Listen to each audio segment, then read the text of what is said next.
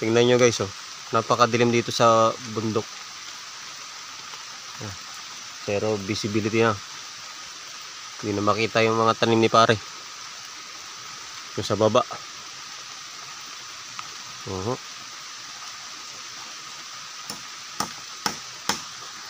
Si pare nag-aayos ng kubo.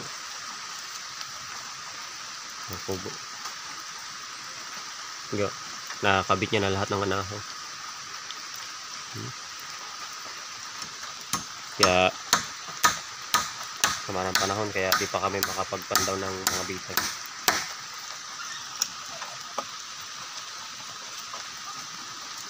Galing, oh. Tibay pa, no, pre, kahit di pa nakatakip. Astig yung hagdanan niyo na ginawa.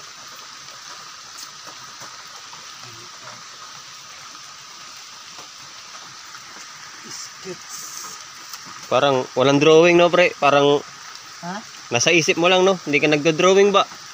Parang nasa isip lang. Galing, ah. Basic. Kumbaga, mata-mata. Yan guys, oh. Lalagyan dyan ng sahig. Tapos ang plano niya, isang hagdanan pa dito, no, par? Isang hagdanan pa dito. Ang galing ng... Dalawa pa ito. Dalawa? Ang dalawang baitang. Kasi ito sahig. Dalawa Sakit pa na dun. ito. Dalawa na to, paano? Paray medal. Tingin-tingin lang. Tingin lang. Wala, ganito dito sa buhay bukid, maulan. Hindi kami pwedeng dun. Talagang pumersa dun sa taas, sa mga bitag, kay hindi na makita yung daanan.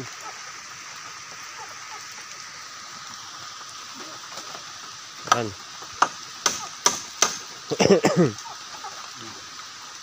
Kapot kita, kapot. Anay. Takas.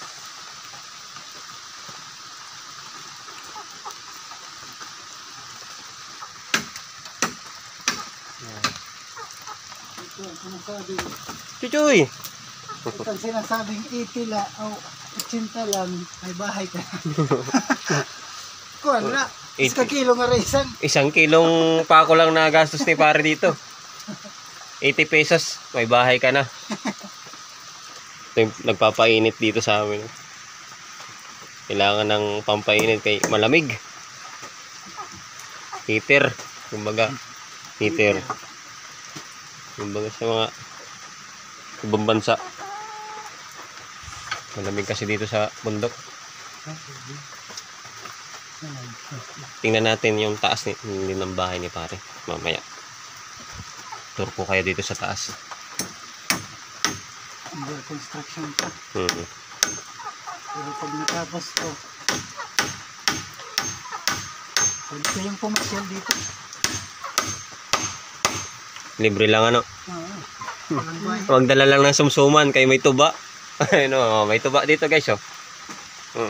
Yan, tuba yan. Magdala lang kayo ng pulutan.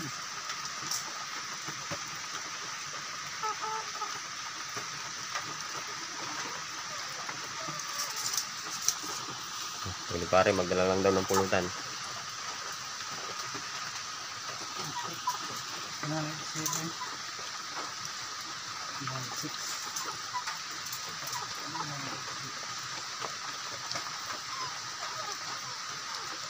1 month. Tapos na to. 1 month, tapos na yung balay. Choy, choy. Iba naman. Choy, choy.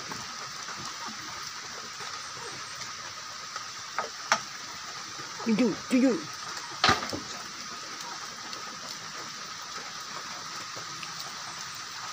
Kami kuwan pala, kuwan niya, diha makabalikan kayo.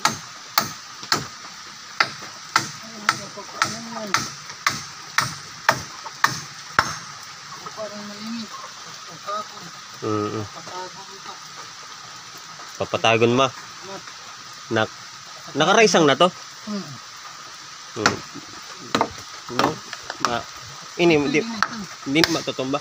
Hindi rito. Kada nga nakaubos. Okay. No.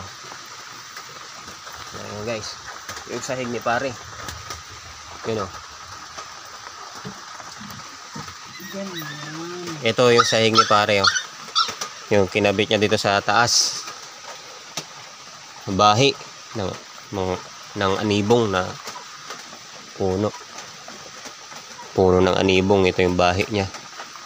Ayan yung pinangsahig niya. Oh. Stig. Tapos yung bubungan. Nahaw. Natural. Organic. Natural. Organic. Kaya nasabi ni pare na 80 pesos lang nagastos niya. Kasi sa pako lang. 1 kilong pako.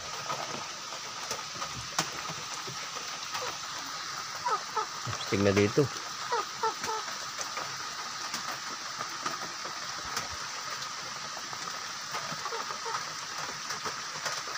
Sige na matulog dito. Pwede kayo pumunta dito. Pumasyal kayo pare. Kontakin nyo lang si pare pag gusto yung mag-hiking dito. Pwede kayong umupa kay pare. No par? Umupa. 1 night.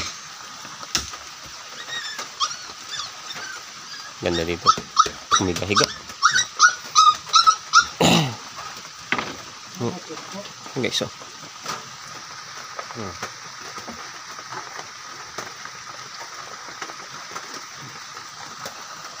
Pag ano mo doon sa taas, makikita mo yung mga design na parang kaliskis.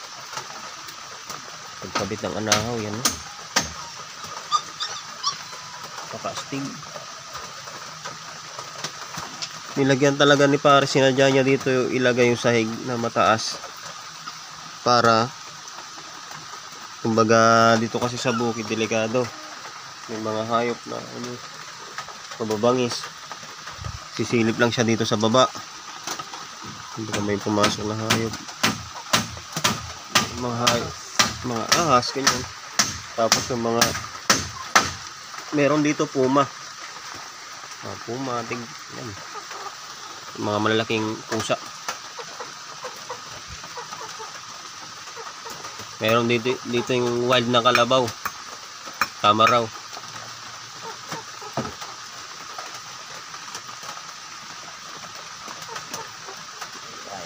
Likod. Stig na higaan pre. Ano? Maalayan nga. Oo. Anong gagawin ko? Sirotso? Ayan. Oh, yan. Abot kamay ko na.